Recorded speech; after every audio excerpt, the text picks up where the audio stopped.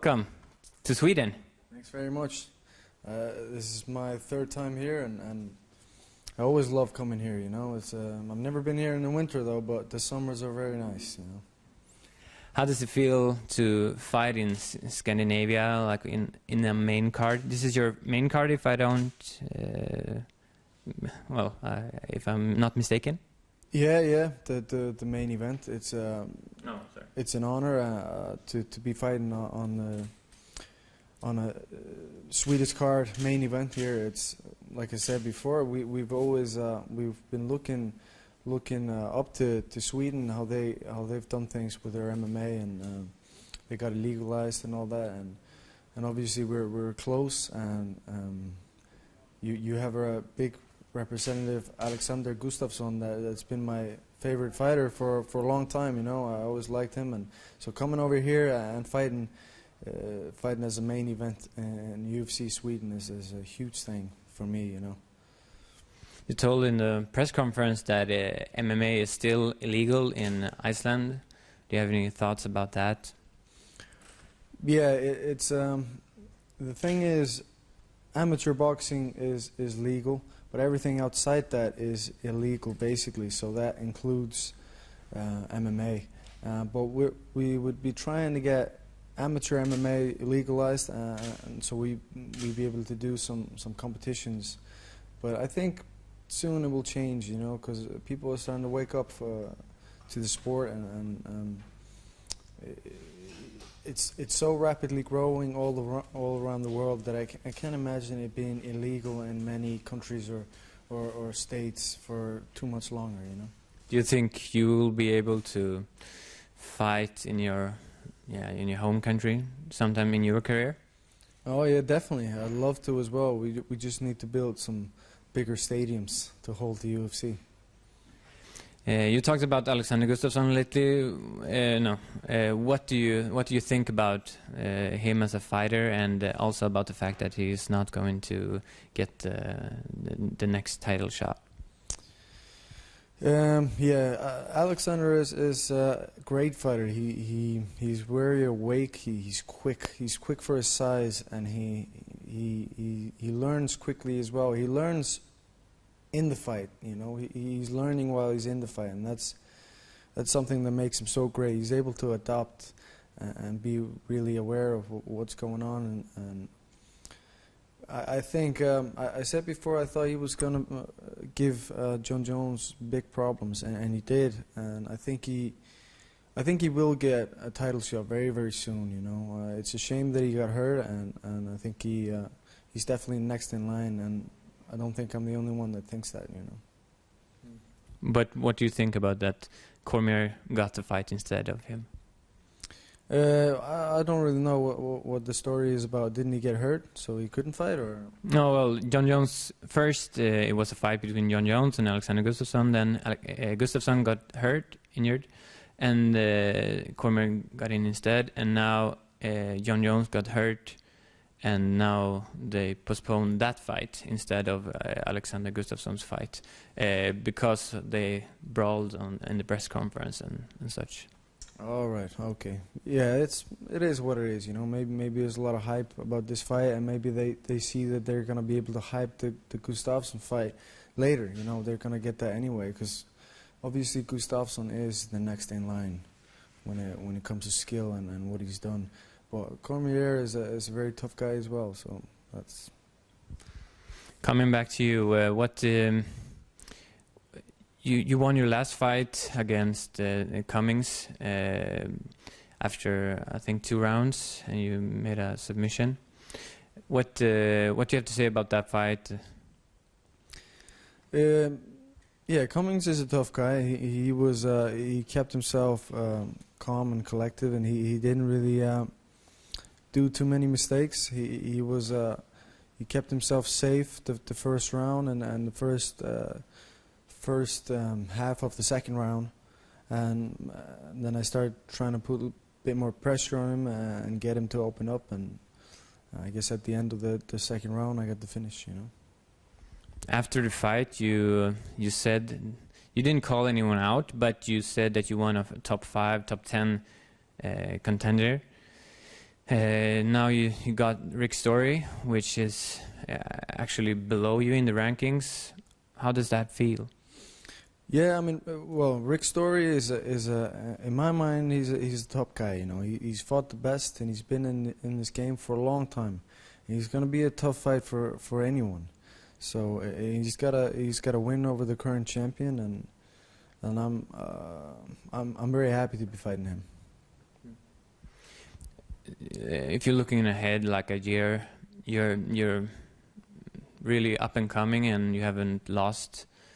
I think you lost one fight one time. No, I got one draw. One draw. Oh yeah, you're undefeated in the UFC at least. And how does that feel that you haven't fought any top 10 yet? You know, I'm progressing, and I'm working my way up there, and I'm excited to get in there. Basically, you know, it's a journey of mine, and I'm ready for it. If you're looking at 1 year ahead, would you be really disappointed if you didn't get a top 10, top 5 fight this coming year? The next year? Yeah, coming year. Yeah, definitely. I'll be surprised if I wouldn't get a title shot in the next 2-3 fights. You know. Oh yeah.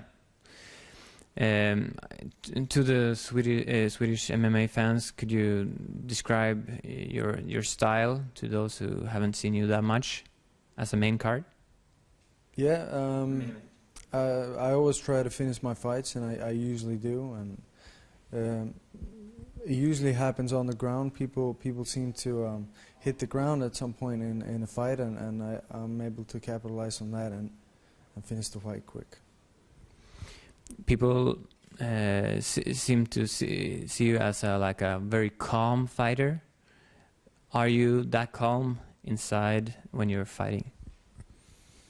I don't know. I don't know what that calm inside means really, but I think I am fairly calm. You know, like I've said, I've never been anyone else, so I wouldn't have any comparison. But I seem to be able to kind of shut things off and completely focus on just reacting and what's going on at that moment. So that seems to work really well, you know. You've been training in Ireland for quite some time. Why do you do that? Like preferable to any other country? We have a great team in Dublin and in Iceland. And it's the same team, and we got to know each other maybe 7, 8, I don't know, 8 years ago. It's John Kavanagh who's the main coach, and I've been training with them since 2007-8. So we go back and forth. He brings the guys over to Iceland, and we train there, or I come over and the guys from Iceland over to Dublin and train there. So we got a good thing going. It's a great team. I wouldn't have it any other way. One of the guys in your team is Conor McGregor, which is pretty hyped right now because of his last fight. What do you have to say about him? How long have you known him and such? We've known each other for many years now, maybe 6 years, I don't know, 7 years, but we've been training together since then, and he's always been the way he is now. Very outspoken, wired, or you know, kind of loud and funny, and he's always had big dreams, and they're coming true now. And it's not only, you know, people think now that he's you know, he talks a lot and stuff like that, but this is just the way he's always been. It's not just because he's on the big stage now. He's always been like this, and people are just noticing now. So he's not only does he talk a lot, he backs it up. You know, he's a great fighter, and we have a great team basically. You know, he's very good to train with, and I'm looking forward to go over there to spend the next 4 weeks training with him. Yeah, your build up, your camp is in Ireland.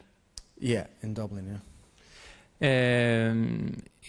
What do you know about, or what do you think about Swedish MMA in general, the fighters and such, and also the fighters that are in your event this time?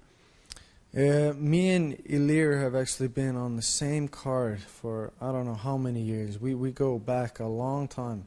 We fought at Adrenaline in Denmark like many years ago. I don't remember. It was like one of my first fights. And then we fought at the same card or at the ADCC grappling competitions. And then I don't know, maybe 3 or even all the UFC cards. We've been on the same card. So it seems to be hard to get rid of this guy. You know, everywhere I go, he's there. You know, but he's a very nice guy, and I enjoy being around him. You know, he's a good guy, and I really hope he wins, and I think he's gonna win. He's on a roll now. He's been finishing his fights pretty. It's been one-sided, you know.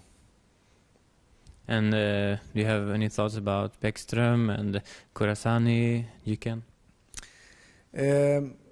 I only met Nicholas, right? Yeah, I only met him this time, so I haven't really seen him fight. But I heard my dad follows everybody, and he said this guy is pretty talented, and he had a huge win over in Berlin. I understand, and so yeah, I believe he will do well, you know. Fighting in Sweden, do you feel any connection, like as an Icelandic fighter, that these are like your territories in some ways, like the Scandinavian or Nordic countries? You mean because we used to sail back and forth in the Viking days? Exactly, that you're both Vikings. Yeah, I actually came over here in a long ship. No, it's yeah, you definitely feel a little bit at home here. You know, there's a lot of similarities and how the people are, and I've been here 3 times before, and it's not too far from home. You know, and not only do I mean like 3 hours flight, but also just being here. It's not far from home, so I enjoy it, and I'm very happy to be here. Main eventing, you know, it's a good thing, you know. How do you think the fight, like in the arena, how will it be? Could it actually be similar to your last fight in Dublin, where you were a top favorite and the audience went crazy when they saw you? Yeah, I mean, I've got really good responses since I got here, so I guess we'll see when I get in there. But I do believe it's going to be a pretty crazy night, and I think it's going to sell out quickly.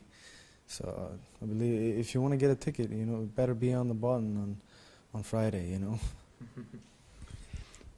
One of your coaches is your dad, and there was a question earlier. Could you tell us about your relationship in your career? Yeah, my dad's my manager.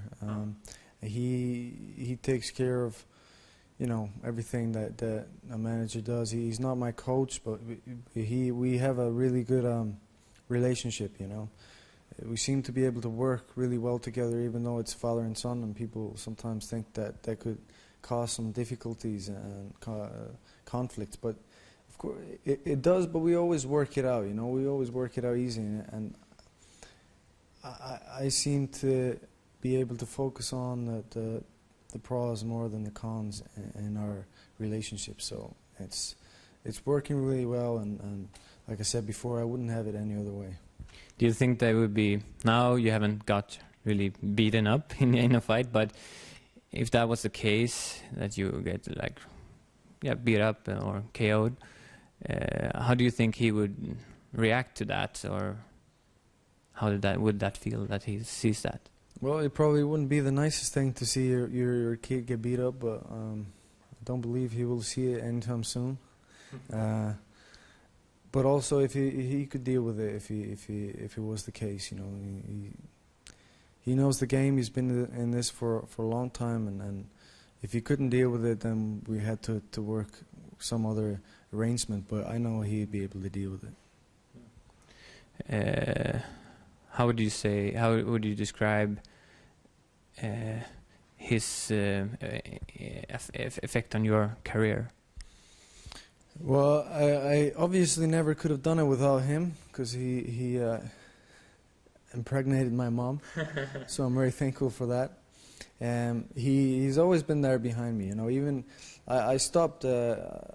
I quit school to do this, and people weren't happy, and obviously my parents were a little bit trying to talk me out of it. But when they saw that I was determined to do what I was going to do, they always stood behind me and helped me all the way through, you know, from the beginning, and still are. So I couldn't have done it without them.